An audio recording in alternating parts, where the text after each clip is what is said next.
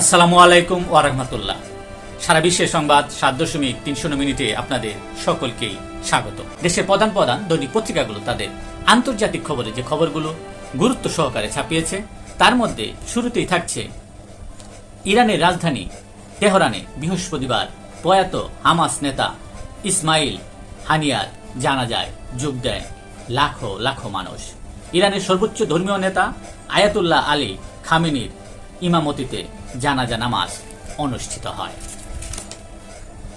Hamas নেতা ইসমাইল হানিয়া হত্যার প্রতিশোধ নিতে আলোচনায় বসেছে মিত্ররা। মার্কিন গণমাধ্যমের খবর, ইসরায়েলে সরাসরি হামলার নির্দেশ দিয়েছে খামেনি।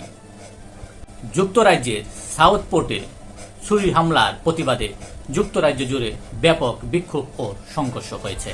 গ্রেপ্তার হয়েছে শতাধিক। কমলা হ্যারিসের জাতিগত পরিচয় নিয়ে বর্ণবাদী প্রশ্ন তুলেছেন যুক্তরাষ্ট্রের সাবেক প্রেসিডেন্ট ডোনাল্ড ট্রাম্প। তিনি বলেন, ডেমোক্রেট পার্টি মনোনীত কমলা হ্যারিস তার এশিয়ান আমেরিকান পরিচয় লুকাতে চান। অবশেষে দোষ স্বীকার করতে রাজি হামলাকারীরা। 2001 সালের 11 সেপ্টেম্বর যুক্তরাষ্ট্রে হামলা চালায় জঙ্গি সংগঠন আল কায়দা। ওই হামলায় অভিযুক্ত 3 জন মৃত্যুদণ্ড না দেওয়ার সত্ত্বে তাদের দোষ স্বীকার করতে রাজি হয়েছেন।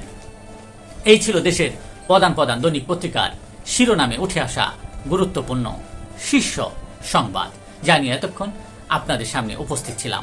আশা করি আপনাদের ভালোই লেগেছে।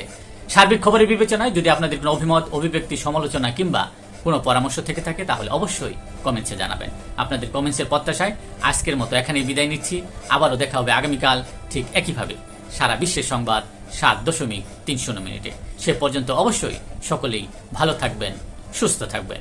আর যারা আমার চ্যানেলটি সাবস্ক্রাইব করেননি তারা দ্রুত চ্যানেলটি সাবস্ক্রাইব করে নেবেন প্রতিদিনের আপডেট সংবাদ পেতে।